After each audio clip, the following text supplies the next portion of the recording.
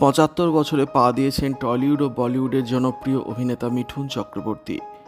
দীর্ঘ অভিনয় জীবনে অসংখ্য হিট ছবি উপহার দিলেও তার ব্যক্তিগত জীবন নিয়েও একসময় কম আলোচনা হয়নি।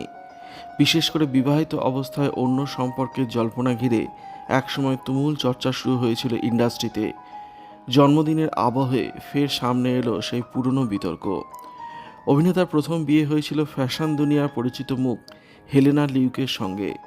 তবে সেই সম্পর্ক বেশি দিন টেকেনি। কয়েক মাসের মধ্যে বিচ্ছেদ হয় দুজনের। এরপর যোগিতা বালির সঙ্গে নতুন জীবন শুরু করেন মিঠুন। যোগিতারও এটি ছিল দ্বিতীয় বিয়ে। প্রথম দিকে তাদের দাম্পত্য জীবন স্বাভাবিকভাবেই চলছিল। পরবর্তীকালে জনপ্রিয় অভিনেত্রী শ্রীদেবীর সঙ্গে মিঠুনের ঘনিষ্ঠতার খবর ছড়িয়ে পড়তেই নানা জল্পনা শুরু হয়।